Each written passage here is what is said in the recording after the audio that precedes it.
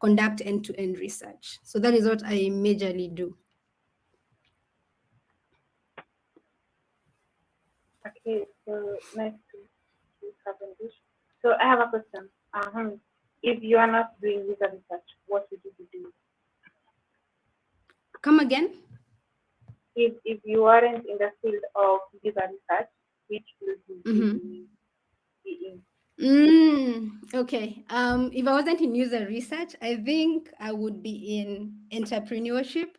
So entrepreneurship particular, I think right now I'd probably be having like a product of my own that I'm, managing and just trying to raise funding for it, I guess. But I think that's the path that I would be in if I wasn't in user research. Okay, so the design world is somehow very wide, and we have various career pathways for you. We have people who are solely UI designers, others are the Mm-hmm. UX experts, and you also have UX writing, and you also have the product managers. So why did you settle on UX research, and what attracted you to that field? Okay. So I think before I kind of answer that question, I just love the diversity in terms of the people who are in this session and their, I'd say, appreciation to learn and understand user research, right? So my journey is pretty interesting. I'm actually a transitioner, like most of you. I undertook a course in computer security and forensics in university. I was hoping to go into the whole computer penetration testing, those kind of security, cyber security stuff, right? But then right after uni, I got into software entrepreneurship, tried building products and raising funding. And I think during that moment is when I realized that I really loved building products for users, right? Talking to users and trying to understand the different problems that they're experiencing and trying to see that if the products that we build do indeed meet or solve the pain points that these users had highlighted, right? So after my whole software entrepreneurship career, I got into design, right? So the startup world like wasn't really for me as much, so I decided to seek employment, which is something that I always tell entrepreneurs that if it reaches a certain point, just go for employment, right? So I went into employment and I started as a design assistant. Um, Moved on to become a UI UX designer, and then I went into UX research full time, right? So during when I was a UI UX designer, I used to do a lot of user research.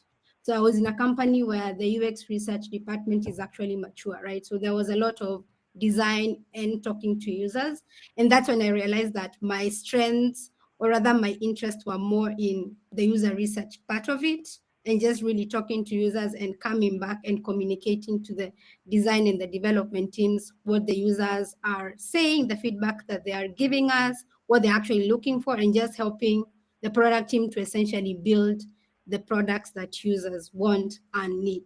Right. So that is how like I got into UX research. And what really attracted me to the field is just that aspect of being the voice for the users. Right. So at the end of the day, as individuals who are working on products or who are trying to build products ourselves, one thing that we want to do is make sure that people are actually finding solutions in what we're providing them, right? People are actually able to solve their pain points, but getting to understand or to capture that information from users can be difficult for quite a number of people, right? So having the skill or building the skill to be able to acquire this information from users is what got me actually interested in the field. And I honestly just love talking to people and trying to understand what they are trying to achieve and trying to see how I can build solutions that can help them achieve their goals, right? So that is basically my journey. Okay. Okay. From your conversation, you mentioned that you are a UI designer, and then that's where you realized that you are a UX researcher, right? Mm-hmm. And so from the conversations I've had, the conversations I've been involved in, I hear a lot of people saying you can't learn UX research, you have to like practice it on a day-to-day basis or be involved in a project so that you can grasp whatever you're learning, because there's a difference between theoretical learning and the practical aspect of user user research. So, what projects have you done so far that mainly involved user research, or what project made you feel like I need to know what user research is? Okay, so I think in terms of projects, I'll talk about the project that I'm currently managing and running, which is Research Bookmark. So, um, in as much as our product is a product built for user research or user experience professionals, for us, it's a huge requirement for us to run user research, right? And just from the practice and the implementation of actually building the product, we've come to appreciate the importance of actually building the platform, right? So I'd say maybe I can give like a backstory in terms of like how user research was involved in building this product. So Research Bookmark, when we actually started, it was basically I'd say a library of resources on different user research things. So library of articles, books, papers, journals, podcasts, communities, and etc. And we actually housed the very first version of Research Bookmark on Notion. So I don't know whether some of you have used Notion before. So Notion is a note-taking tool like Evernote, right? But it actually has features that can enable you to actually build a website on Notion, right? So we actually built RB's version 1 on Notion, right? And at first, when we actually launched it, we realized that people are actually appreciating the availability of content, of user research resources or user research content under one place. And that is what really got the adoption of RB to go up, right? Or the product to be adopted by different users. So as soon as we realized that there was general interest in the product, we started reaching out to users and speaking to them, collecting feedback on, basically how they on a normal day-to-day basis seek for resources on UX research and just trying to use the feedback that they give us to see if there is anything that we might be missing in terms of compiling under our library and ensuring that we have all these different resources under one roof, and also trying to understand what their experience was while using the product. Are they able to search for things on the product? What would they like to see and all that kind of stuff, right? So based on the different feedback that they gave us in terms of, you know, would like to see more content, or most of the content is constant, it's not like easily updated. So we actually took that feedback and were able to sort of see what types of improvements we need to make, or what the next version of Research Bookmark needs to look like, right? So one of the things that we had to do was create a platform that provides constantly updated data, or data that is up to date. We needed to provide more resources. So it means going out there and looking at what other types of UX research resources are out there that we can actually bring under our umbrella. So using those different factors, that is what we use to create the current version that Winnie is actually screen sharing right now, right? So the current Research Bookmark platform has a myriad of different collections from conferences, communities in UX research, from books, podcasts, from different UX research tools. It has different articles on how to conduct research, from the point of planning research all the way to presenting research. It has a search engine. So maybe Winnie, you can scroll to the top bar at the top and just try typing something on UX research, right? So maybe you can type something like card sorting, right? So let's say you're looking, or you're trying to look for information on how to carry out card sorting, right? Or how to conduct a card sorting exercise. So we've created Research Bookmark in a way that, so based on our feedback from our users, they wanted that every time they come on the platform, they can be able to access constantly updated data. So we had to think of how do we enable that without like doing a lot of lift as a team, because we are a small team, right? So we had to think outside of the box and see how do we enable users to be able to have access to constantly updated data every time they come on the platform. And that is how the whole search engine concept came into play. So anytime that users come and use the search engine, they're able to get constantly updated data. If someone writes an article today and they publish it, you can actually be able to find it on research bookmark in the next 30 minutes or an hour, right? So those are like just some of the things that user research has enabled us to think about. How do we actually design research bookmark to meet the needs of our users? Yeah. Interesting. It says from a notebook to an actual notebook. Okay. So I would like to know. So this is out of your project, the research bookmark Mm-hmm. project. Mm-hmm. Um, Mm-hmm. what are the basic processes of conducting a user research? If anyone wants to be given like a user research project, or if anyone notices that there's a void that I need to fill it, and the void is Mm-hmm. usually basic process that they can use to conduct one. Okay. So I think one thing I'll point out is sometimes the process depends on your project and the research questions that you have. But one of the common, I'd say, processes that I've noticed when it comes to the user research is step one is, of course, creating or establishing your research goals and objectives. So you're trying to determine what are you trying to accomplish with your research, right? Are you trying to like find out why, let's say, for example, you work in an e-commerce company, right? And maybe users are not adding items to cart, or maybe when they add items to cart, they're not really checking out, right? So maybe your research goal could be trying to establish why users are not checking out of the platform, right? Why users are not purchasing products out of your platform, right? So step one is establishing your research goals and your objectives. And then step two is determining who are you going to be recruiting for your, on determining your target audience, determining the people you're actually going to be recruiting, right? So depending on what type of a product you have or you're working on or you're conducting research on, it's very important to determine the kind of customer segment you're going to recruit, right?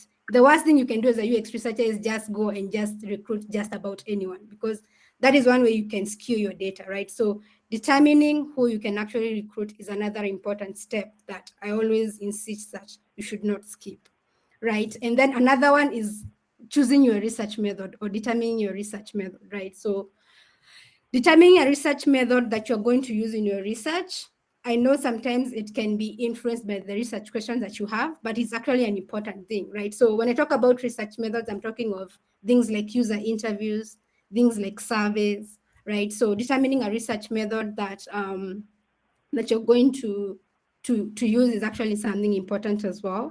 And then of course there is the fourth step is now recruiting the participants, right? So there are different ways that you can recruit participants. So step four is recruiting participants. And then I'd say step five is determining how you're going to actually analyze your data. So there are different ways that you can analyze your data depending on how you actually collected your data, right? So I think those are, I'd say, the steps that I would think of, right? So step one is establishing your research goals and objectives. Step two is determining who you're going to recruit. Step three is establishing or choosing the research methods you're going to use. Step four is recruiting the participants. Step five, of course, is now the process of conducting your research. Step six is analyzing. And then step seven is presenting your research to the relevant stakeholders and following up to see that your recommendations are actually implemented. So those are like I'd say the basic process of conducting a research. Uh, okay, so we're talking about the basic procedure of conducting a user research. You mentioned about the research methods that are available, and research methods that I think majority of us know is we have Mm-hmm. specific methods, the qualitative, and other mixed methods. So when you gave us research bookmark, stated that we are going to transition this product from a Notion notebook into an actual and call it our. Mm-hmm. So what methods did you guys use, and what factors are you guys considering on selecting the research method? Okay, so for us, we actually leverage on a lot of different research methods, and it typically depends on what we're trying to achieve, right? So sometimes when I just trying to um, understand the attitude of our customers and like just trying to get their feedback and stuff like that, the most common method that we use is user interviews, right? So we get them on a call and ask them like, what they love about the product, the challenges they faced, and if there's any like any feature that they think they would like to see that could be lacking and could help them accomplish their goals, right? So another method that we leverage on is usability testing. So in the event that we want to test if there are any pain points or if one or many of our features are actually working, we use usability testing. So usability testing is where you create tasks that you want a user to conduct or to carry out, right? And then you can use the results from that task to determine if your product is built to the best levels or the areas that you actually need to improve, right? Another method we use is surveys, right? So let's say we're just trying to um, collect like some quick open-ended feedback, or like trying to I'd say capture the opinion of users on something that maybe we're brainstorming on, right? So we use surveys to do that. And sometimes we also do use surveys when you're trying to collect feedback in the event that maybe we don't in the event that maybe we don't maybe recruit enough people, right? So one thing I'll actually talk about when it comes to conducting research is you can leverage on more than one method when you're conducting a research study, right? So let's say you're trying to collect feedback. You can do a mix of running a survey and also doing user interviews, right? So we do in one occasion or another leverage on more than one research method when we are um, running our research studies, right? Another one that I'll talk about that we use as well is something called A/B testing. So it's a good thing that we actually have designers on this talk, because one thing that I'll talk of, especially when it comes to designers, is I think it's a good skill for designers to acquire that comes with conducting A/B testings, right? So A/B testing, you can actually conduct it in two formats. You can conduct an A/B testing with an actual product, and you can conduct an A/B testing with designs. But for me, when I think about a more efficient process, I feel like conducting A/B testing with design saves your company a lot of development time and money, because if you can get users to provide feedback on a design before it goes into development, it saves you a lot of time in terms of like having to build something and then like change it or dismantle it because users are not using it or they don't like it, right? So as product designers or as UI UX designers, there are actually tools out here that have been availed to enable designers to actually conduct like A/B testings and like concept testings and prototype testings and all that kind of stuff, right? So I think it's a good and say initiative for designers to be able to see how they can get involved in user research and what types of tools that they can actually leverage. So for A/B testing, I'll mention one tool that we tend to use a lot. It's called Maze. So Maze, you can actually use it to run A/B testings. You can use it to run prototype testings. Like you can actually connect your prototypes from Figma and run them on Maze and have users like carry out some tasks, right? You can use it to run like concept testing where you're trying to test a certain design of an idea that you're thinking of and just try to see what users are actually thinking about, and all that kind of stuff, right? And Maze is not the only tool you can actually use. There's another tool that I came across recently. It's called Hubble. That's HUBBLE, right? So it works exactly like Maze. You can use it to run prototype testing and all that kind of stuff. And the good thing about like the Hubble tool is they've actually incorporated Chat GPT. So one thing I've realized with us people who conduct research is one of the areas that we struggle with is how to craft the research questions or the questions that you want to pose to your users, right? So the Habo tool, like they've incorporated like a chat GPT to help you to craft or formulate the questions that you want to ask your users, right? So Maze and Hubble are just one of the example of the tools, but on the research bookmark platform, we have a collection of tools that you can actually access, and you can be able to filter by a use case. So let's say you want to do prototype testing, we have tools that can actually enable you to do that.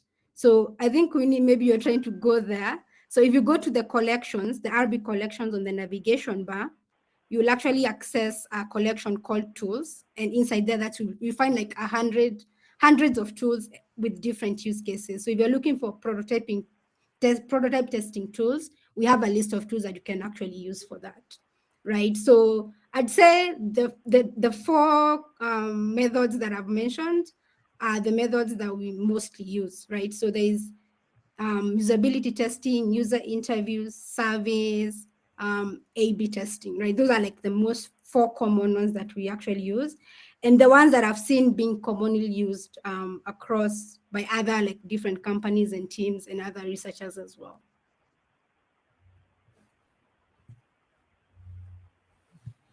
When I was back when I was in still a young campus student. Hello, am I audible? Yes. Yes, I can hear you. Okay, something. Back when I was still in campus, I was in first year. Whenever I would hear this or hear this interview, I used to know you should pay them to give an incentive. So I was really getting all the you know, at the end of the day, I'm going to get something Mm-hmm. about it. That's yeah. So, Hannah, if let's say you have to do the interview survey on this as bookmark, would you provide incentives to the users in case you don't get volunteers, or will you still try and get volunteers so that you cannot Come incur the cost? come again. Come again. I can't hear you. Audio is a bit muffled. Could you repeat that question? Okay, I'm saying, let's suppose you're carrying out, let's say you're carrying out a research on just a bookmark and you choose Mm-hmm. to go by service and surveys. So do you provide incentives for that in case you don't get volunteers or to give in a good word? Mm-hmm. Mm-hmm. Okay, so we've actually run in terms of like, when it comes to incentives. Yes, we have. We've actually recruited people with incentives and without incentives, right? So sometimes, as a team or as a company or as a UX researcher, you may experience budget constraints, right? So um, sometimes like recruiting without an incentive can be difficult, but that's why like creativity comes in and you have to think out of the box, right? So sometimes it does work. We have recruited people without incentives, and basically like, as long as someone like has found value in your product, some people are usually willing to dedicate some time to provide you with the feedback that you actually need, right? And then there are those times where we've used incentives like gift cards or gift vouchers or even like digital gifts, where like when someone finishes doing like a research or carrying out a research with us, we can either send them a gift card or a digital gift and stuff like that, right? So what I usually say is it's always good to like see what kind of an incentive that you can give people, because at the end of the day, this person is giving you time, right? So it's really good to like be able to think of how can I actually compensate the time that this person has given me, right? So I know sometimes you may not have like financial resources to be able to provide an incentive, but that's where like now the creativity comes in. Like what else can you be able to give, right? If you can be able to create a digital gift that they can be able to utilize, then at least that is better than not giving anything, right? Or even like if it's an open research that you're running, you can share with them like the end report, right? That can be like another way to appreciate them or compensate them for the time that they took to provide you with whatever information you needed, right? Yeah, so we do provide incentives, but we have been in scenarios where we're not able to provide incentives, and we had to think of like other ways to compensate users for their time. Wow, I wish I was involved in the research. I thought I would like to know how we could compensate it. I, as a Kenyan, Yes. I'm saying, I wish I was involved in visa research process so that I could be compensated. I think it would be more. Yeah. So, while you are talking about the research bookmark, you said that while you guys are still on the national notebook, the users appreciated the fact that you guys went a step further and compiled Mm-hmm. everything to make it possible for them to access them at one page, right? So I think Mm-hmm. that you guys consider that as feedback. So what other ways did you guys gather feedback from the users, and also how did you guys incorporate it on the next launch of the research bookmark product? Okay, so the feedback in terms of them talking about the fact that they loved RB because it was sort of like we had like all these resources under one place. That one we mostly like captured that through user interviews, right? But other ways that we collected feedback was through usability testing. So the feedback that pertains to that is, are the features that we've put in place useful? Is the product useful? Is the product working? Are users able to search for the information that they want on the platform? Right. Another way that we collected feedback was through surveys, right? So trying to like gather feedback on have they been able to use the platform? Do they use the platform on a daily basis?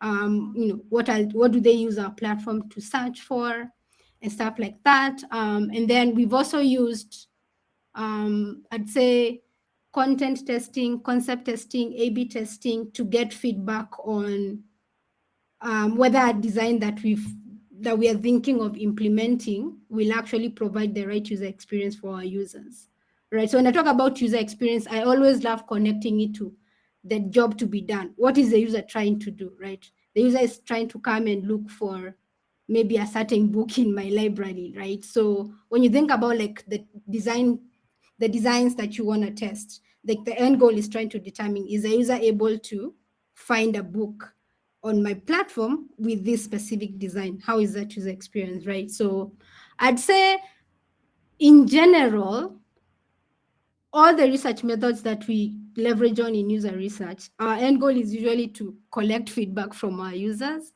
So typically, like depending on which user research method that you're actually using, like the goal is to hear from users in terms of what they think or what they want or what they would need or what they are currently going through in terms of challenges to even validate if your solution is going to solve that problem or solve that pain point or not. So yeah.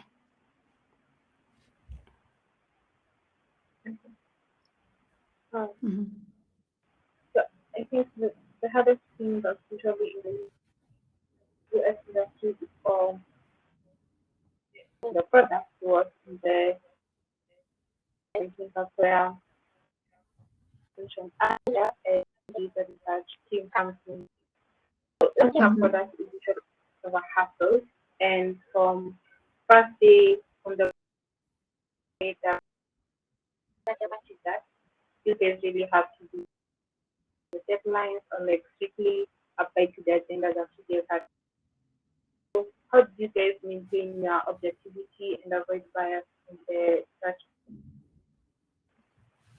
Okay. One was leveraging on more than one research method, right? So for us in our team, we love using like a mixed method research approach where we leverage on both qualitative and quantitative I'd say research methods just to be able to get different perspectives from our user base, right? That is one.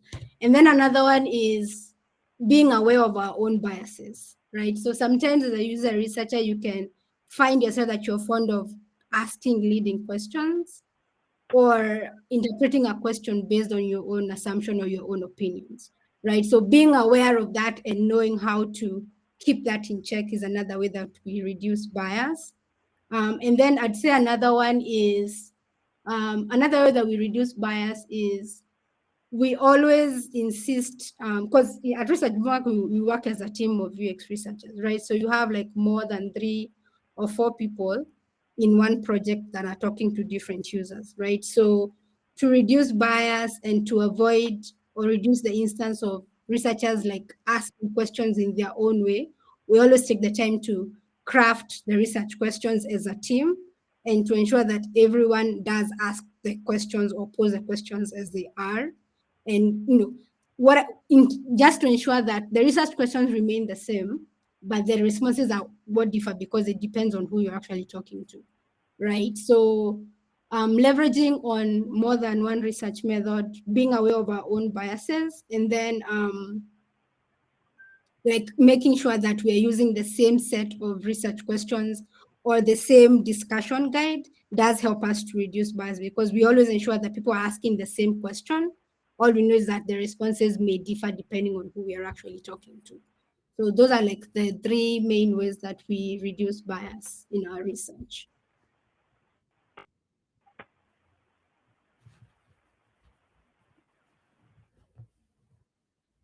Mhm. So, what's the discussion guide? So a discussion guide, other people usually call it a conversation guide. So it's usually a document where you sort of like script out how your sessions are going to go, right? So when you're planning your research, you've talked to stakeholders, right? You've discussed like what they're trying to find out. So out of that kickoff session, you come up with your research questions, or basically the questions they're actually going to ask your users. So when you've come up with your research questions and you've created your research plan, you create something we call a conversation guide. So that is just typically a document that guides you, or that you use when you're having conversation with the users. So what is usually entailed in that document is um, introduction section. So it's really like a script. So you have like a script of how you're going to introduce yourself. And then the second portion is where you have your questions. And then the third portion is the conclusion portion. So we actually have a discussion guide template on Research Bookmark that that is freely accessible as long as you have an account on RB. And it's a free platform, by the way. So you can use the navigation. Yeah. So the template section. So if you go to the template section, I think you need to scroll further down. Yeah. So there's that discussion guide, right? So it's basically a document that you use to just help you, ensure that you don't diverge away from your conversation, right? It helps you to stick to the questions that you're supposed to ask, and then it kind of also helps you to like plan your time, right? So let's say you're holding a 30-minute session with users, and you want to make sure that you stick to 30 minutes. So you make sure that you dedicated this amount of minutes to your introduction, this amount of minutes to your questions, and this amount of minutes to your conclusion, right? And a discussion guide is really helpful because in the event that you find yourself with more than one maybe researcher in your team, or if you're a UX researcher and you decide to involve like maybe a product designer in the research, like having that document helps in terms of like ramping them up, but also ensuring that they ask the questions that you want them to actually ask in the research, right? So that is what a discussion guide or a conversation guide is. I think so. The research bookmark looks like it's a really inclusive. Is it possible if you can take us, the audience, through it, that we can learn how to use it and maybe get to know what resources it has? So you want me to take people through research bookmark? Yeah. Okay, okay, sure. I'm happy to take people through a product I've built, and I'm always open to feedback in terms of how we can improve it, of course. So let me share my screen. All right.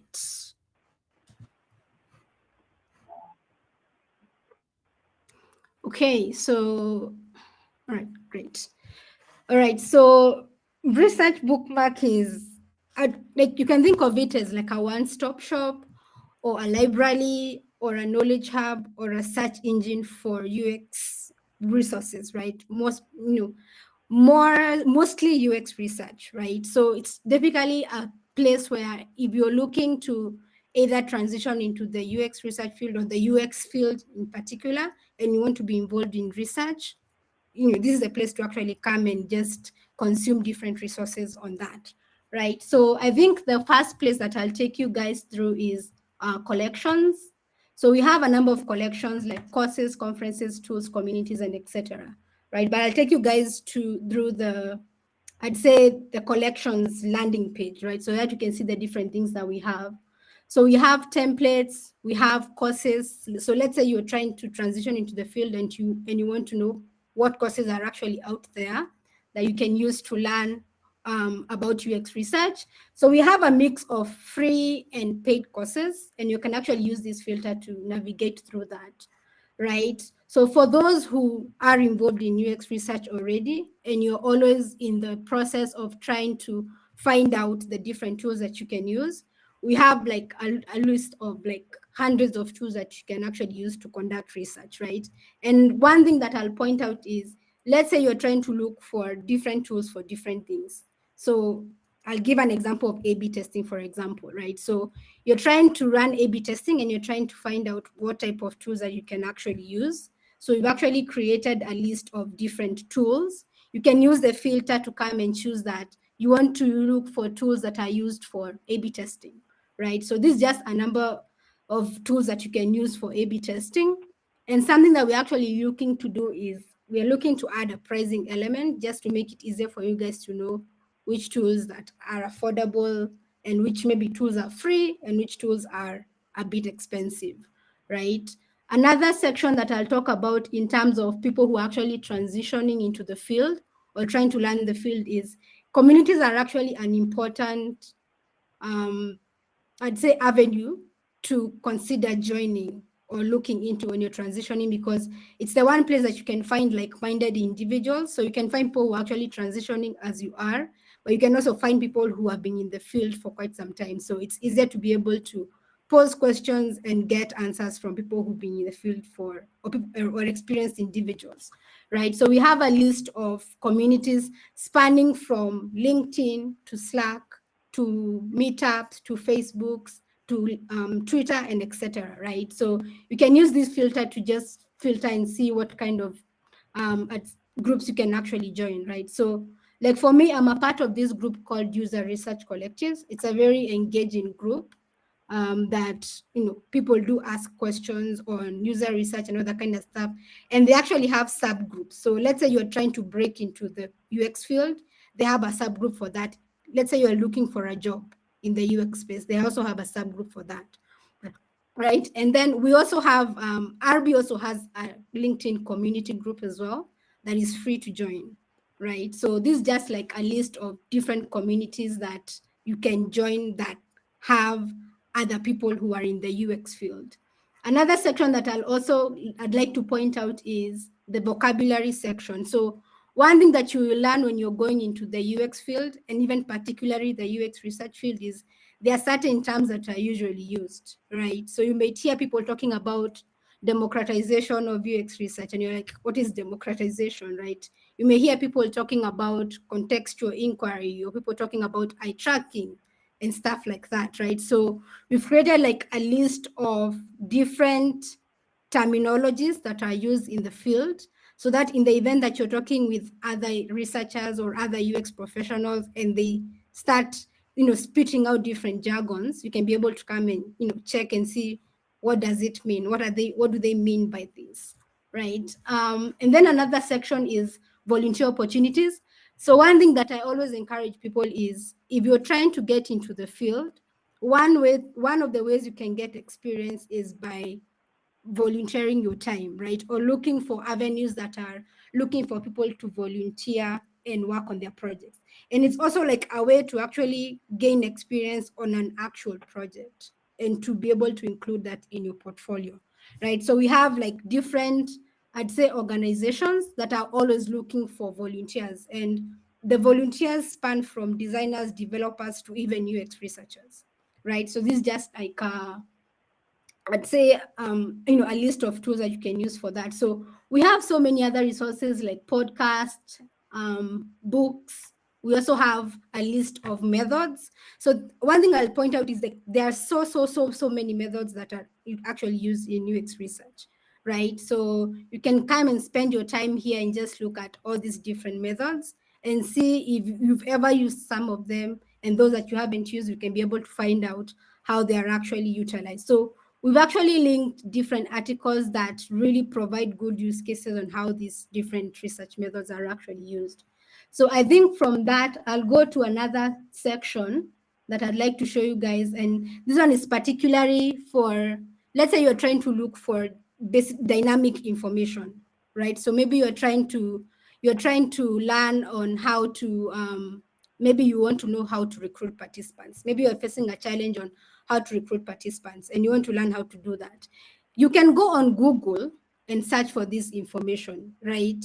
But Google has a mix of recruiting in the normal recruiting world, and then there's also recruiting for UX research. So one thing I'll point out about Research Bookmark is when you come and you are looking for information on recruiting, we bring information on recruiting for UX research particularly, right? So recruiting participants. So our search engine is able to sort of like understand what you're trying to look for without you having to sort of provide more context in your search terms, right? So the search engine is very dynamic. You can get to read articles from, I'd say, the most well-known platforms that really churn out or create content on UX research processes. You can actually be able to access different videos from YouTube. And then another thing that I'll also mention is maybe you're trying to look for social information. So you're trying to find out what people on LinkedIn or Twitter or Quora are talking about when it comes to recruiting participants, right? So you can use this particular category to just kind of be able to see what we're actually talking about when it comes to, whatever you're actually looking for. We also have images and videos, as you've seen on other search engines. But something particular I'd like to point out is we have at a category called papers, right? So let's say you're trying to obtain a deep dive perspective on a particular subject. So we've been able to compile papers from Google Scholar, academia, ResearchGate. So if you're trying to find a particular paper for a particular subject that you are trying to gain more understanding on, you can be able to actually come and get this from Research Bookmark. So something else that I'll actually want to point out that we're actually working on is, I know sometimes when we are reading articles, like it does take a lot of time to go through like a whole article. So we're actually introducing something called like a summarization. So let's say you want to see like a summary of an article instead of reading the whole article. So we're trying to introduce that feature as well, just to make it easier for our users to consume as much information as they want, right? So that is basically it in terms of RB. Oh, something else I'll also point out for Research Bookmark is we do run events where we hold or discuss different topics on UX research. And we also run an event called a skill shop. So a skill shop is usually a training, a training workshop on how to plan research, how to conduct research, how to analyze your research, and how to present it to individuals, right? And we have a skill shop that is running in the month of April. And right now, like the tickets are actually open for people to actually register for that event without paying. So it's going to be locked up at a certain point, but right now we currently have it open for anyone who would be interested in joining that workshop. And something else we are doing is like providing certifications for individuals who attend the workshop, just to be able to certify that you are able to attend the workshop and you acquire the different skills that you wanted. But speaking of events, we've actually added something else on our calendar, on our platform, that we call an events calendar, right? So the events calendar is typically a list of UX events that are happening on a day-to-day basis. So I know sometimes when you search online in terms of what you can do to stay updated with the current trends and all that kind of stuff, is a lot of like articles we talk about conferences, but something that I see it's not really talked about much is webinars, right? So most webinars are usually free and they're held like every day. There's always a webinar or a UX webinar happening, right? So that is one of the ways that you can actually be able to, of course, acquire knowledge, but also stay updated with the current trends and methodologies in the field. So we've taken the time to be able to compile, I'd say, different UX events that are actually happening. And you can use this events calendar page to be able to kind of keep track of events that are happening every day. So if there's an event happening today, a UX event happening today, you can be able to actually see it on this specific section on the calendar. And we've provided ways for people or links for people to be able to go and register for those events, right? So I think one thing I'd say is take advantage of these different events. They're always, most of them are actually free, if not all of them. So take advantage of these events because people share a lot of different topics there. People network, so you can be able to like connect with other UX researchers. And people share opportunities as well. So it's an easier way to be able to like find out what is going on, what kind of opportunities you can leverage and stuff like that. So one thing I'll mention about RB is that it's free, right? So you don't need to actually pay to use the platform, but you do need an account so that you can be able to experience some of the features that we actually have. But the product is basically free. So we're not charging people to use it. Yeah. Right. For like, um, uh, Mm-hmm. it's free for life. Yes. It is free for life. Is it free for life?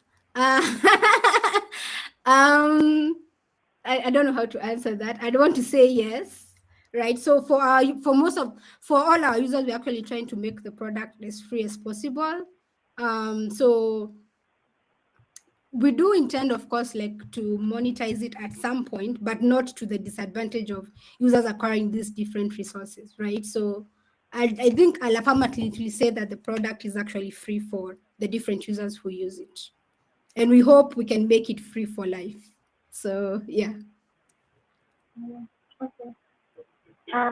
So Mhm. I have just like two questions to ask, but before I do, for the audience, if you have any questions, please drop them on the chat. I think Cavendish can answer them. Then there's a question from Brian, where he says, can you see the chat? Yes, I can see the chat. I can see Brian's feedback. Oh, oh, this is really nice feedback. I'll definitely take this back to my team. Hmm.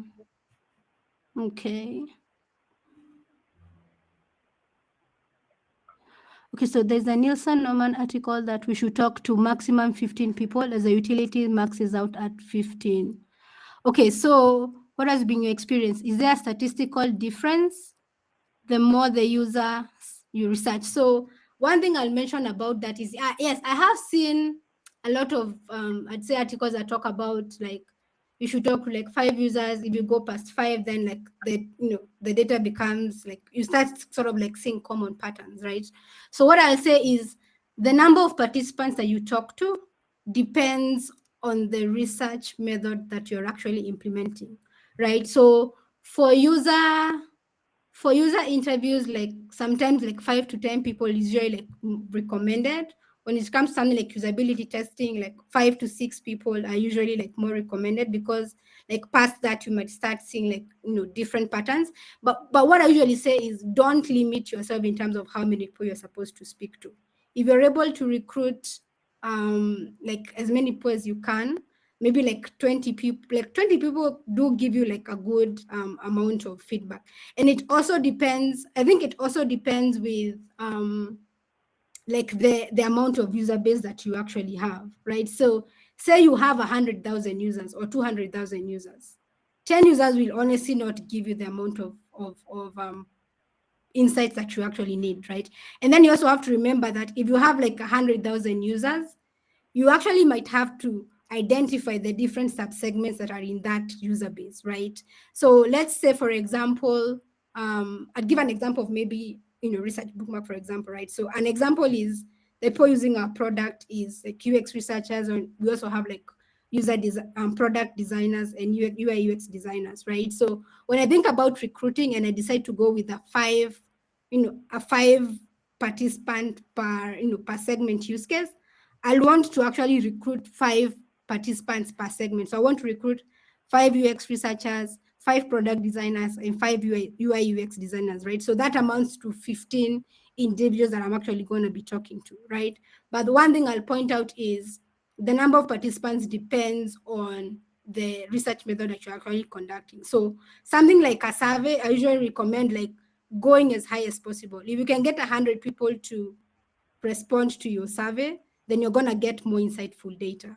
If it is a lot of these unmoderated type of research methods, like if you can be able to carry out like an A/B testing in an unmoderated way, like what I would usually recommend is trying to get as many people to respond to or to take the test as much as possible, because like getting like being able to get many people to respond or to take a test, it helps to dilute like the perspective of like a particular segment, right? So one, it helps you to be able to get feedback from like a variant of your user base, and then two, it helps to avoid you guys from leaning to one side, depending on like maybe only one specific segment maybe took the test or something of the sort, right? And it's easier to be, it makes it easier for you to get more qualitative insights, but not only qualitative insights, but more insights as well.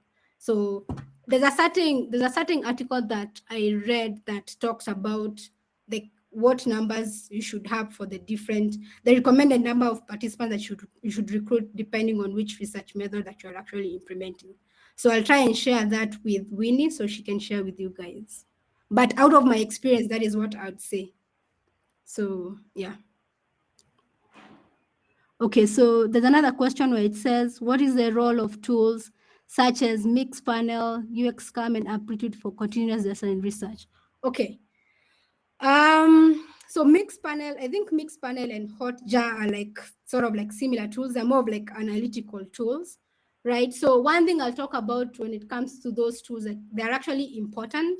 And one thing that I'll actually state from this is, as UX researchers, you need to realize that you don't only acquire data from directly speaking to users, right?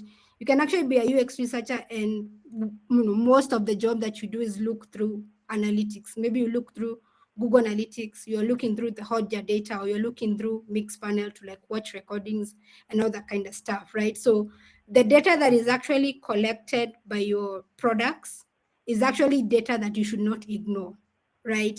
What I usually even sort of recommend or advise people is, if you're conducting research, like use your data, conduct research or analyze the data that you've collected first, right? And then if you're able to come up with like hypotheses that you can only be able to validate by speaking to users, then speak to users, right? But tools like Mixpanel, Amplitude, Hotjar, they're able to like they're able to, I'd say, capture demographic data about your users, so you can be able to know like the type of browsers that your users are using or where most of your users come from. If it's something like Hotjar, you can be able to like watch like captured recordings and see how users are actually moving on your platform. You can be able to like look through heat maps and see like which are the areas that people are sort of like clicking the most. If you have a button that is placed somewhere where people are not clicking a lot, it can help you determine or decide that, okay, we need to place this button strategically at an area where users are sort of like clicking the most, right? You can also be able to like track events in terms of like which of the links or which of the buttons are being clicked the most, who are the users that are actually clicking them. So something like Mixpanel, you can be able to like know the different users who are actually clicking on like specific buttons or utilizing specific resources on your platform. So in the event that maybe you would want to reach out to them to gather feedback on that particular resource, it kind of helps you to know like exactly who these people are. So you end up targeting and recruiting the right people, right? So those tools, I feel like they are very good complementary tools for researchers, and overall they're able to empower your research study and your research project, because they're able to bring a different set of insights than when you're actually speaking to users. So if you happen to conduct a research where you're speaking to users but you're also looking at the data, your project overall is usually more qualitative than just using one and ignoring the other. So yeah. Okay, final question. When should you use exploratory research versus hypothesis-driven research? So I think it depends on two scenarios, right? So exploratory research could be on something that either there's evidence to like back it up, maybe other people are actually using it and you would want maybe to adopt it on your platform. So that's when you carry out like an exploratory research to determine if something that is being used by maybe another industry can be adopted into like your industry, or something that is being used by another product can be adopted by the product that you're working on, right? And then hypothesis driven research is basically based on assumptions or hypotheses that you're not sure whether they are true or not, right? So the research that you're conducting is on the basis of validating that hypothesis. So let's say maybe you can say that users are not users are not adding the items to cart because the button is green, right? So maybe that could be a hypothesis. So one way, a hypothesis driven research could even be like, of course, a usability testing or a user interview, but like the basis is hypothesis driven, right? So you're trying to validate if whether the button being green is the reason why people are not clicking on it to add items to cart or stuff like that. So hypothesis driven is based on a hypothesis. Exploratory research is based on a concept that exists and there's evidence to back it up, and you want to sort of like find out if it's applicable in your specific use case. All right, any other question?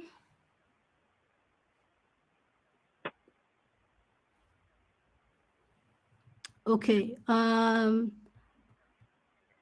Okay, so I might not have the gumption to learn all this, but I still need an affordable way to access the value of quality UX research. I have clients with tight budgets who clearly need to conduct UX research but are afraid of the potential cost. What should you advise? Okay, so I think one thing that I'd like to like highlight is the whole aspect of like engaging stakeholders, right? So these clients in this aspect, they're actually stakeholders, right? And I know they may have like their own reservations of like running or exploring, like doing user research because of reasons like tight budgets and everything, right? So one thing that I always recommend is like, having a conversations with them to kind of help them see the implications of not,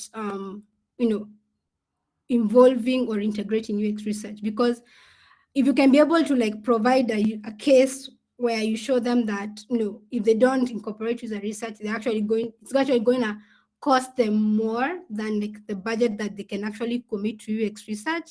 Like that is one way, right? But another way is that I usually say is if clients have a tight budget, it's always good to like explore and see what are those research methods that you can actually leverage on in a project that is like that has like a budget constraints, right? So when it comes to research methods, there are research methods that do cost money to run, but there are others that you can actually be able to run at a free cost or at a low and affordable cost, right? So exploring how you can be able to use those research methods that are affordable or are within their budget to still like provide them some insights, it can help you to actually get a buy-in in terms of them committing or providing more budget, right? So in such a scenario, like the first case is sort of like you kind of have to prove yourself, right? And provide a value for them to see a reason as to why they should provide an extra budget, right? So explore and leverage on research methods that are not financially like they're not like financially consume, like they're not high end, right? Or they do not consume a lot of financial resources, and then see what type of insights you can be able to get for your clients. And if they see a positive impact out of that, then it's easier for you to get a buy-in in terms of them committing a bit more budget or giving you a bit more budget for your research. Okay. So I still need an affordable way to access the value of quality research.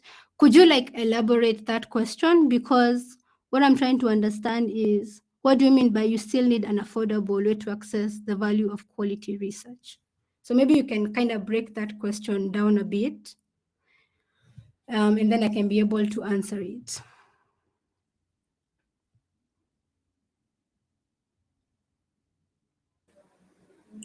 Yeah, so I hope I'm audible. Yes, yes.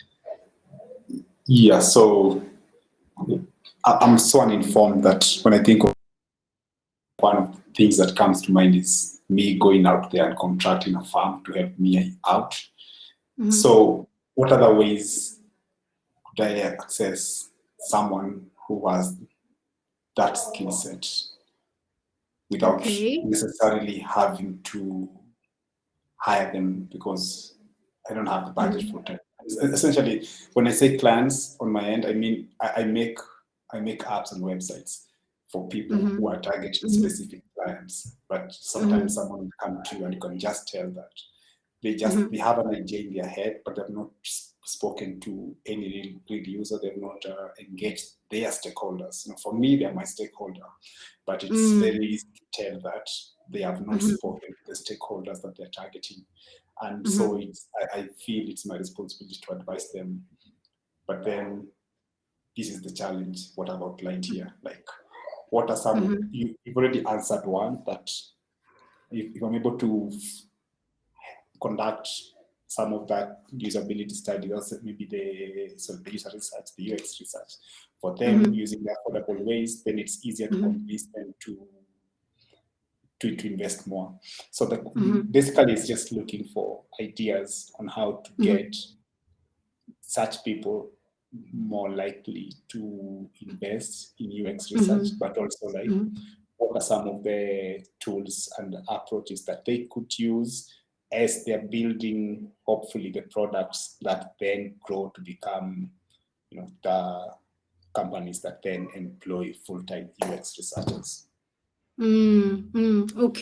Okay. So I think your case is uniquely interesting, right? And I think it's like a lot of people are in your similar situation where you do have clients that you want to build products for, but then you see like there's an importance for talking to users and all that kind of stuff, and maybe you don't have that particular skill set, right? So one of the things that I like to say is, and it's a hard pill to swallow, right? So for an individual who's recognized the importance of user research, like the one thing I can say, like in the worst case scenario, is you kind of have to like learn some of these methods and to see like the simplest ways you can accomplish them. But another one can be leveraging on the community, right? So sometimes there are people who are usually open to volunteering their time to help you like talk to users out of the aspect that they want to gain some experience, right? So I'd say like in my case, like I do run like internship programs where like I get people who are actually interested in learning research or conducting research and just gaining that experience. So you can take a similar approach and like just look into the community, and you could even find like someone who's willing to actually volunteer sometime, right? So maybe you may not even have the financial means to compensate that person, but they are okay still volunteering because they're gaining like hands-on experience at that, right? So that is like another way that I would recommend. So I'd say one is just swallow the pill and just like learn the method, learn like just put yourself out there and like talk to users and see like what people are actually talking about. And even another thing that you can do with the stakeholders is you can even like ask them if they do have like different users that they've actually talked to, or you can ask them to even like help you recruit or connect you to some users that you can actually talk to, right? And you can now be able to like talk to them about the concept that you are, or the product you're actually building, and use the feedback to know and incorporate your feedback into your product, right? And then like the other one is like leveraging on the community, because like there's always someone like out there who's willing to volunteer their time in exchange of gaining that hands-on experience and being able to say that, or to put in their portfolio that they worked on a particular project. So those are the things that I would talk about, right? And I think even the good thing about being able to find someone who's willing to volunteer or intern with you and just gain that experience is it reaches a point that your clients are able to buy in and they're able to provide more budget for your product, then you can provide an opportunity to now be able to pay that particular person and continuously work with that individual and have them like handle the user research bit of it, and maybe for you to be able to now focus on the product development part of the project. Oh, thank you. Yeah.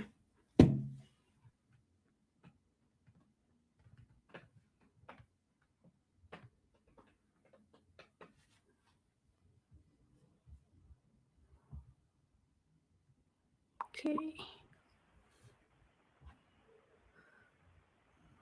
Okay. Just as a follow-up, so there's a question from Brian. How have you calculated your return on investment on research? Okay. So there are different ways to calculate like the return on investment. So I think for us, for let me give like a particular case, right? So one of the ways to like measure the return on investment in a project is by being able to see like what is the outcome of your project, right? So what is the, I'd say like what is the benefit, what's the benefit of your research, right? does the cost does the cost of your running your research have like a ripple effect in terms of the outcome of the business, right? So let's say it costs like maybe $1,000 to run your research, but then the outcome was $10,000 in revenue, right? So maybe the company was struggling to like gain more and more users, or having more and more users purchase project on the platform, and maybe they were only making like 3K in terms of revenue, right? So if your research is able to change that for the business, and it's able to enable them like move from making $3,000 to $10,000 in revenue, but your research only costed $1. So like that is how you sort of like calculate your return on investment. So it's usually the benefits divide by the costs. So that's how you calculate like the return on investment. So if your research is able to cost less, so there are those instances where the ROI can either be positive or negative, right? So maybe your research ended up costing more than the final outcome of the business, or it can end up costing less than the end or the final output of the business, right? So it's always important to look at, is it a positive ROI or a negative ROI? So if you're able to get a positive ROI, it's very easy to continuously build a relationship with the stakeholders and to get more and more buy-in by having them like even provide more budget to your project, so that you guys can be able to like provide even better incentives for your users. But if you have a negative ROI, then it becomes very hard to kind of showcase the value of user research in your organization or in your company, right? So that is how we usually calculate the return on investment. What was the cost of your research? And then in terms of like the impact of your research, was there like a financial impact? Like did the business's sales increase? Or, and if they increased, by how much did they actually increase? And was it more than how much it costs you to run your research? All right. How do you measure success on your user research project? So there are a number of ways you can measure. So one is metrics, right? So metrics like can vary from things like conversion rates. It can vary. It can vary from conversion rates to like the number of users, right? So if you conducted your research and it led to more and more people adding items to their cart, or more and more people checking out, or it resulted to more users creating accounts on the platform in a certain month, that is one way you can actually measure that your research was actually a success, right? Another way you can measure your research as a success is keeps escaping my mind. So another way you can measure success in your research is your research goals, right? So whenever you're planning your research or you're starting your research, there are those research goals that you do come up with, right? So we're trying to find out why users are doing ABCD. We're trying to establish why this and this is happening, right? So if your research is actually able to answer those questions, and the stakeholders are able to understand that this is the reason why this and this and this was happening, you can actually indicate that as a success in your project, right? Another way that you can measure research success in your project. Okay, I know I had written some notes somewhere. Just give me one moment. But I kind of wanted to make sure I don't miss out on that point. Let me see. Okay, so So we have metrics, right? We have research goals. We have the business impact, right? So if your research is actually able to lead to increased sales on the platform and stuff like that, or increased revenue on your platform, that is another way that you can be able to measure the success of your project. Another one is through user feedback, right? So anytime that you conduct feedback, you take that feedback to your team. They're able to implement your feedback into the product, maybe through design and development. And then there is the post-development research, right? So where you speak to users and you collect feedback. So if you know, depending on what feedback you actually collect, you can be able to gauge if your research project was a success or not, right? So user feedback is also a way for you to measure your research. And then another one is of course the return on investment, right? So if the return on investment is actually positive, then that is a sure, clear way to be able to measure the success of your research project.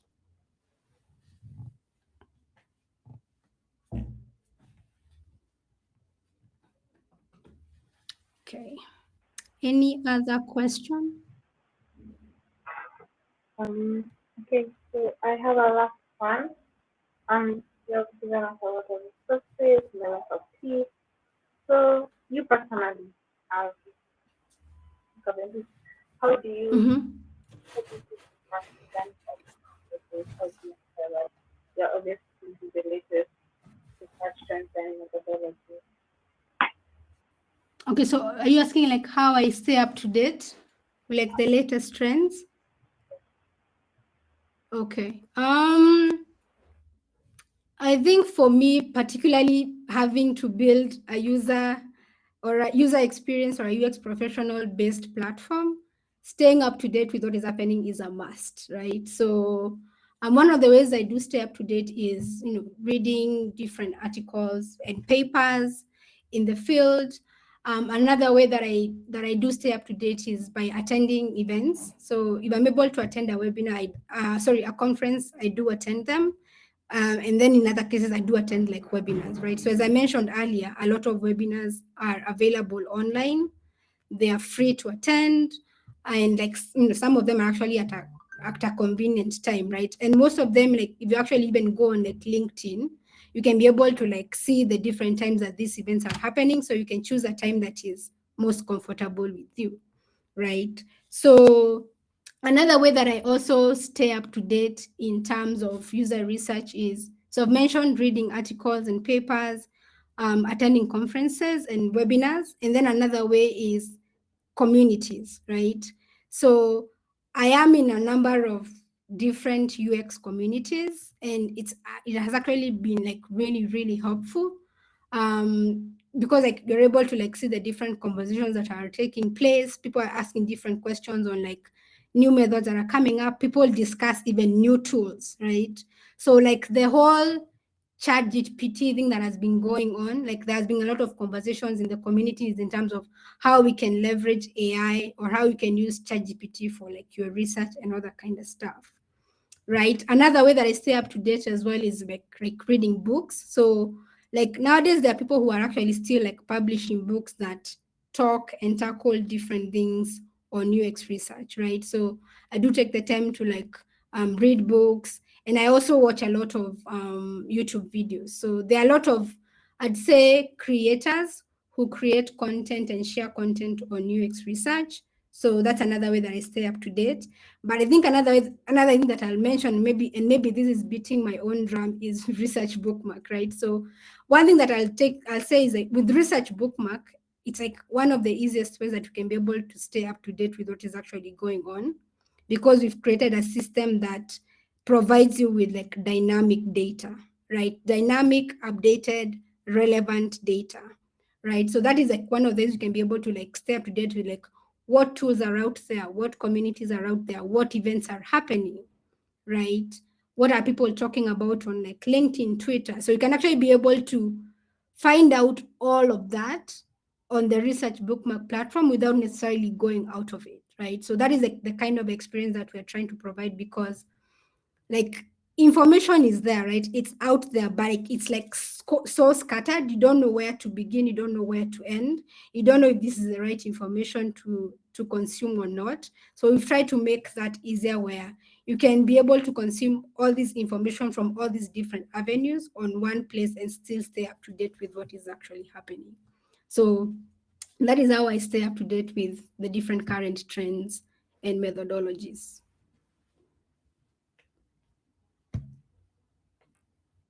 Okay, thank you. All right. So I'm not sure what else has any questions. Yeah, I think it's good, right? That's what I see. And that's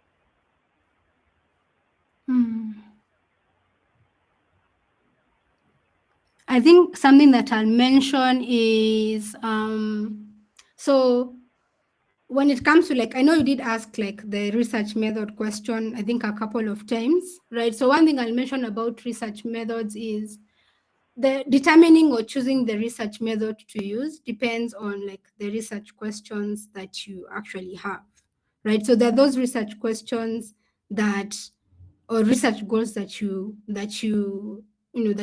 come up with for your project, and some of them, like in terms of like connecting them with like a certain research methods, that there are those research methods that could help you answer those questions, there are those that cannot, right? So there's a certain document that I created, or I'd say a list of like 92 examples of research questions, and like the type of research method, the type of research methods that you can be able to use to answer those questions. So the reason I actually created that document is sometimes we struggle to craft research questions. That is, I think, something that I have struggled with in the past, and I noticed that people who are coming into the field, or junior researchers or junior UX professionals, struggle to come up with.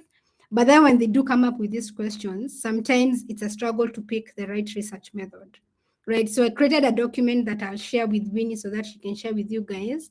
So it's just like a list of example of research questions and like the type of research method that you can use to answer those questions.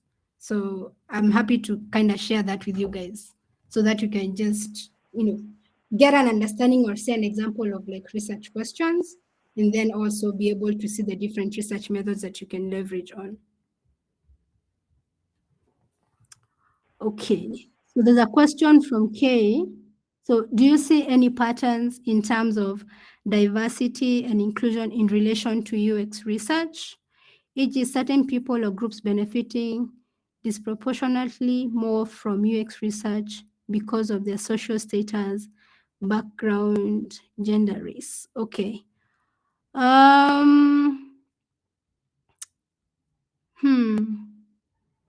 I think does the question pertain to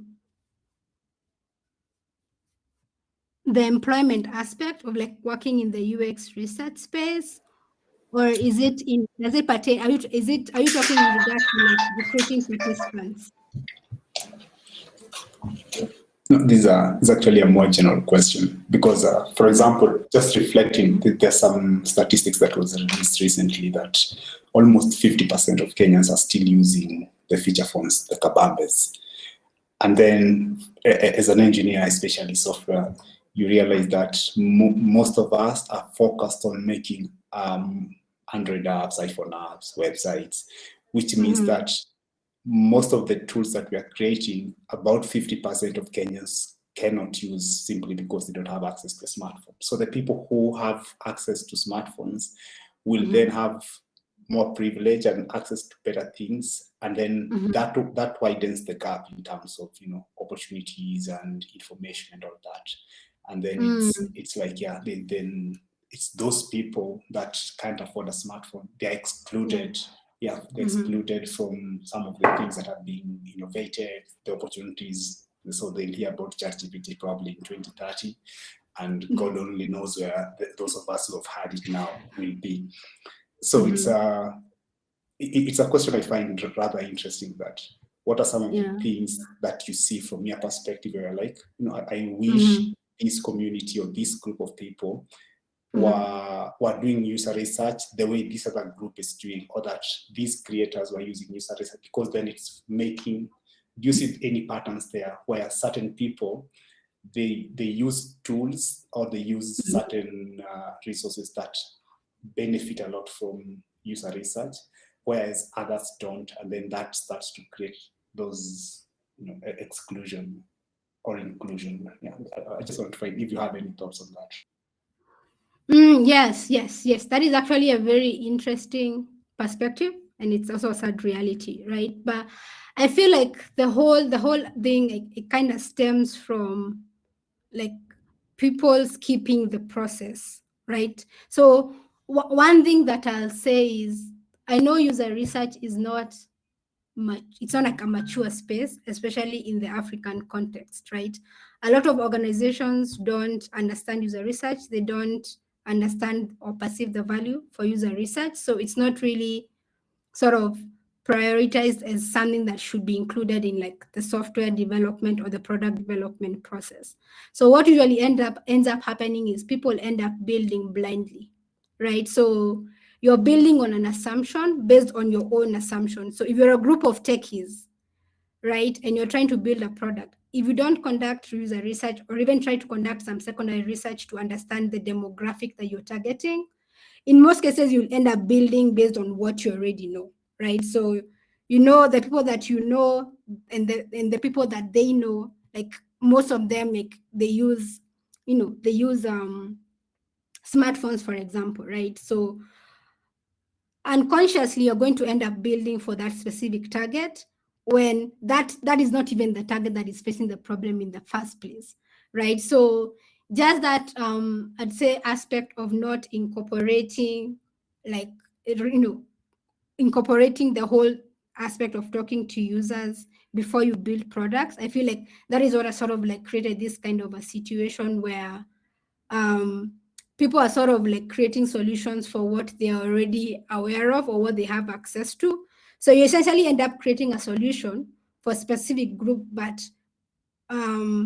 within the constraints of what is available to you, right? So the good thing about like conducting user research is being able to understand the people that you're actually targeting, right? So when you get an idea of people that you are actually targeting or building for, it enables you to see things from a different perspective than what you already know, right? So I think that whole aspect of organizations or businesses not really incorporating user research and just leveraging on like customer support to like give feedback, I think that is what has really led to this whole um you know sort of, I don't want to call it discrimination, but like just that sort of an environment where we are building products for the right people, but we are building the wrong way, right? So we are building products for the right people, but we're building them the wrong way. And I think the reason we're building them the wrong way is because you're not really considering that talking to users is actually a part of the process. And most of the stakeholders in lots of businesses don't really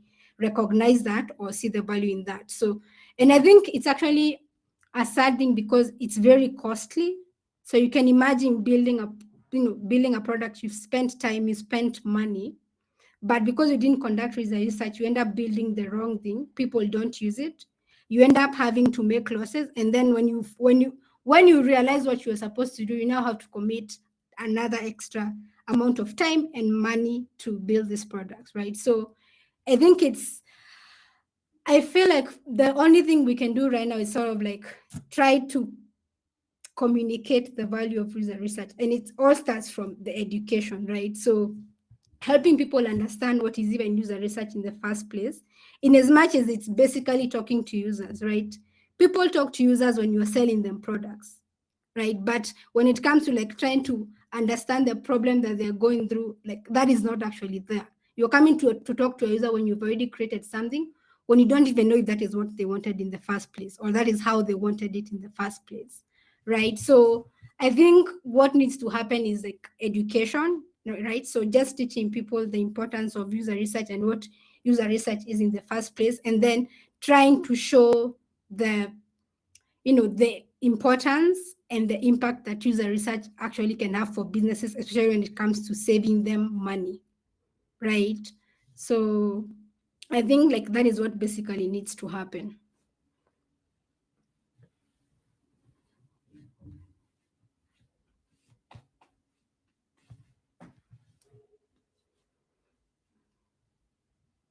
Any other questions?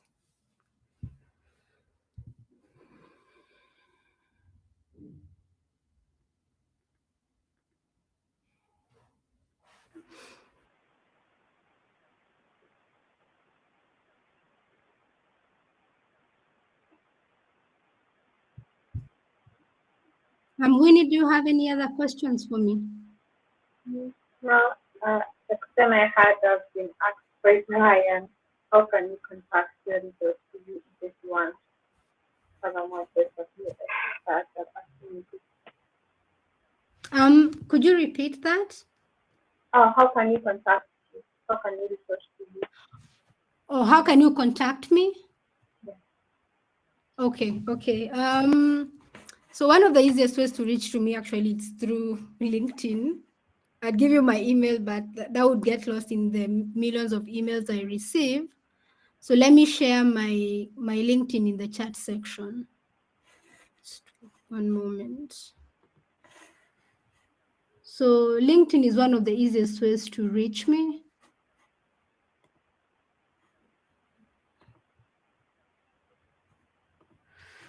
So this is my LinkedIn. I'm dropping it in the chats. Okay. So that's my LinkedIn, right? And then maybe for those who prefer to contact me via email or want to contact me via email, this is my email.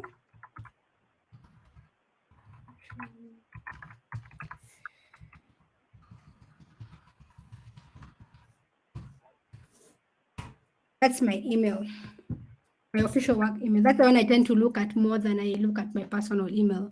So you guys can reach out to me via LinkedIn or via email, right? And then I think something that I mentioned is I do run internship cohorts, like 6 months in UX research internship cohorts.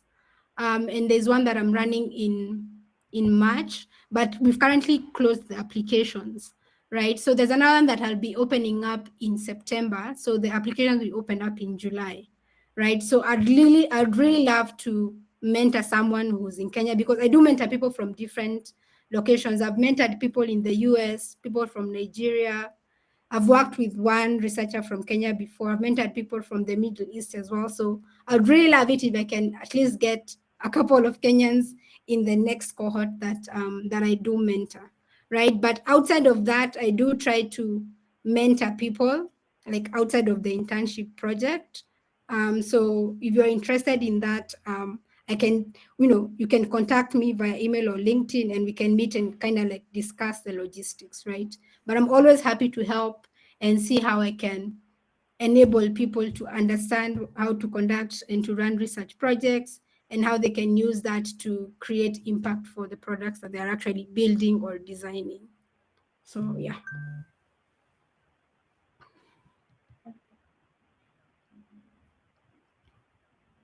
I